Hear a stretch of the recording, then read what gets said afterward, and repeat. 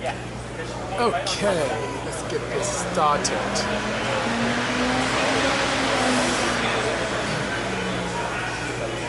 Hey, good afternoon everyone, BC here, and I'm at the headquarters of Mattel, actually in the design studio, which is pretty cool, lots of cool cars here, but they're doing this pretty cool function in collaboration with the guys from Roborace. Hello, Dark Wade. Sorry for the noise in the background, there's a simulator back there, which is pretty cool, it's a simulator of an e-vehicle. Hello, Toyota 86 Freak, Gabe. Good afternoon, good seeing you. Empire 0007, hello. Dream Automotive, hello sir, all the way from the UK. Thank you for joining us, sir. Christian Montez, greetings. Clintown, good afternoon. Gio, hello Chuck, so thank you so much guys. I'm here at Mattel, at Hot Wheels. I don't know if you guys can see it, so I'm trying to move this around so you can see what I'm talking about. As you see, there's some pretty cool stuff going on here. Some of the Hot Wheels headquarters, and what you see back there is a pretty cool project. It's like a simulator courtesy of Roborace, and this is a company that has its roots in the UK and Europe and here in the US now with really Formula E racing. Hello Sam, good seeing you. Chuck, good afternoon. Kevin, how are you sir? I know you'll always be part of this, appreciate that. Through Issues, good seeing you Chris. Thank you for joining me this afternoon on our Tech Tuesday, and for those of you on YouTube and for those of you listening on podcasting, thank you so much for joining me this afternoon. Aden, all the way from the UK, good evening, hope all is well. Kevin, I am fantastic. Hope you're doing great as well. Hello, Nav. Good seeing you. Hey. Yes, Netherlands in the house. Wow, it's evening time there as well, so thank you so much for joining. Yes, good seeing you as well, Garrett. I am fantastic. I'm in a really great place today at the Mattel headquarters where Hot Wheels is all created and the design team is here.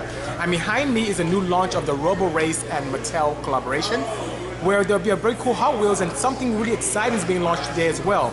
The one thing about Roborace I noticed is that they really want to have an opportunity to make transportation a lot safer, to save lives, and really bring electronic or EV racing to the masses, which is pretty exciting, What you see back there is the exact replica of the Roborace race car, but it's set up like and I need to get on that and show you guys what it is, but it's set up like this crazy virtual reality,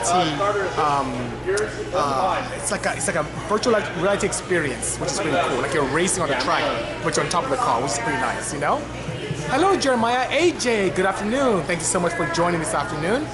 So guys, it's really great. Something I really want to talk to you guys about is really the future of motorsports and opportunities. Yeah, it's like a simulator. You say like a video game, but it's probably the most advanced simulator I've seen, period, Brian, I am fantastic. Hope you're doing well. PVW, forever, good seeing you as well. Hello, AJ. Yes, it was. Actually, the gentleman who helped with the design is, have you guys seen that movie? It's a very, very, very popular movie as well, with Tom Cruise, Oblivion. The gentleman who designed the car or the vehicles in that helped design that. He's really part of the team and done very, very well as well. NyQuil 62, I am fantastic. Hope you're doing smashingly well. I'm great, thank you for asking. And today I really want to talk about quite a few things with you guys. Thank you, Singer Camera Jammer, appreciate that. And it's about really technology and how it can help. And even though many enthusiasts don't see the future of EV technology being strong, I'm telling you, it is the future. Many manufacturers are investing heavily in EV and hybrid technology. And for me, as someone who likes to go fast, one thing that makes it very exciting for me is the opportunity to be able to experience full torque at 1 RPM, which makes a really fast car, whether by itself EV or combination with a petrol engine, You've been waiting all week to ask questions. Well, DJ, please ask away. I'm here to help, Yes, it goes significantly more than that. As a matter of fact, I can ask June, I have a question. How fast does that go? What's the fastest? Well, not this one, but the proper prototypes. 300. So you're asking about 100. How about 300 miles per hour? And that's from Junimai, who's part of the Roborace team. It's absolutely smashing, Oh, I didn't know that. That's pretty good. That I didn't know. Thank you so much, Glint. I appreciate that, Catch cans, is it worth it? Yes, it is. So, one thing about catch cans, it does multiple things.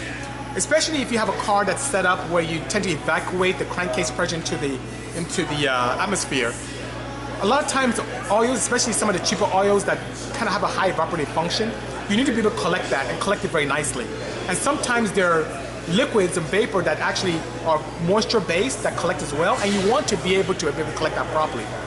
When I typically do catch cans, I tend to collect in a large catch can and have a drain back into the crankcase as well, you know? Yes, there is, Kuntown. There is a 300 mile per hour working Roborace car, absolutely, you know? Let's see. What 8 Watt is saying, OEM glass is the only way to go. I got my window replaced aftermarket. It has an air whistle going over 45 miles per hour. Please help. Many times it could be the trim. So I assume you mean the front windshield. What causes a lot of whistle is not necessarily the glass itself, but how the trim was adhered around it, which is pretty crazy, you know? It's faster than Bugatti or yes. Imagine, guys, I'm telling you, petrol engines are great. They sound fantastic, but you can't beat the proper torque management of an EV car. It's absolutely smashing. I know it's pretty loud here. I'm so sorry, guys, but it's going to get really, really crazy. There are going to be over 200 people here at this launch, which is pretty exciting indeed, you know? Ah, that's pretty cool. I like the 2018 Accord. Let me know if your Sport is automatic or is it manual, because the manuals are really, really fun. It has the same setup as the Type R, pretty much, with slight differences in camshaft, slight differences in turbo, and also in the pumping assembly, the fuel pump assembly as well. So you can see what's going on in the back there. That's actually a simulator, and right there you can see the screen showing what the driver does tend to see, which is pretty cool, you know? So Darkway said he found an old Super Street article where I was featured, and it said that the F-22Eds were all the same. Can you confirm? Yes, A1, A4, and A6 are all the same. The only difference between A1 and particularly A6 is the camshaft. The cam profile in A6s are much larger, but when you take points digitally inside the port and externally on the head, they're the same head, no problem whatsoever, you know? Yes, we are.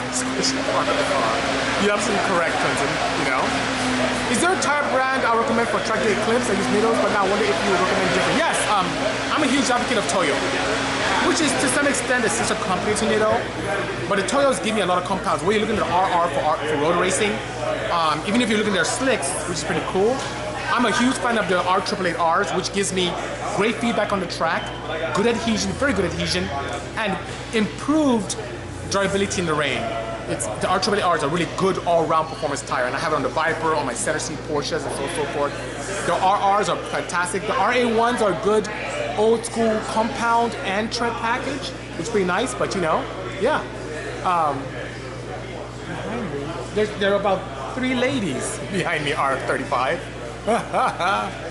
Yeah, so Kevin, they discontinued the R888, now they have R888Rs, which is pretty interesting, you know?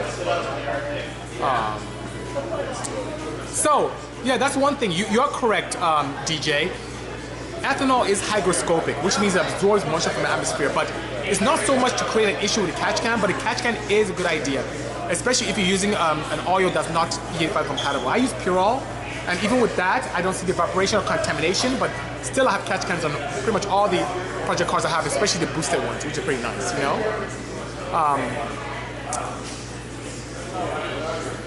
So, Danny, I don't know what you're writing, but if you're going to put a lot of stuff, I may have to remove you, so please behave. That is correct. Adonis Costa is absolutely correct. So it really has a lot to do with the trim around it. The windshield itself, not a challenge, but the trim, by all means. Thank you, DJ, you know.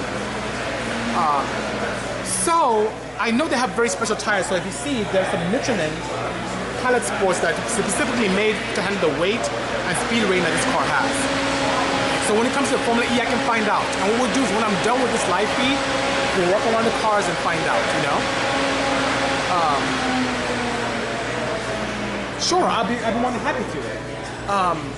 Why don't we, what I'll do is, when I'm done with this tech, because we'll be on here because I have to wrap up in about 15 minutes or so when we're done, I will definitely go over there and see what's going on, you know?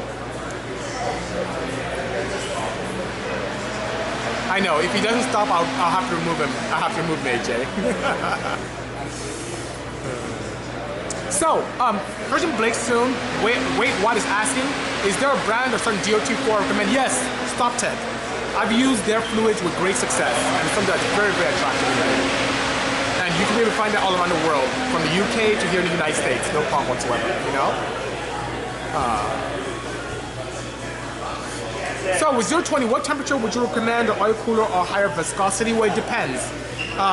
If you start pushing 300 plus Fahrenheit, then it's time for a cooler.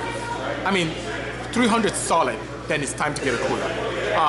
When it comes to viscosity, I'm a huge advocate of going to larger viscosities based on bearing clearances, not necessarily with heat.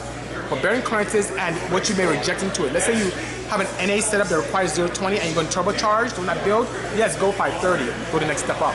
But if it's the same setup as factory, same bearing clearances, use an oil cooler. That would do great things for that, you know? Yes, Adon, my plan is to do that, and hopefully I can get someone to film me as I get on that pretty cool simulator, you know? One Andre, I did Campe, but he did good, okay? Oh, so they're playing lots of music here. It's gonna get pretty loud very soon. So try and bear with me, guys. What makes an engine better for building than other engines? There's quite a few things. One thing in particular that makes an engine better is the foundation. One thing I look for is how the crankcase is embedded in the lower end or lower bottom end. So that being said, guys, there's a lot of music here. So what I'm gonna do, guys, I'm gonna try and wrap up early today.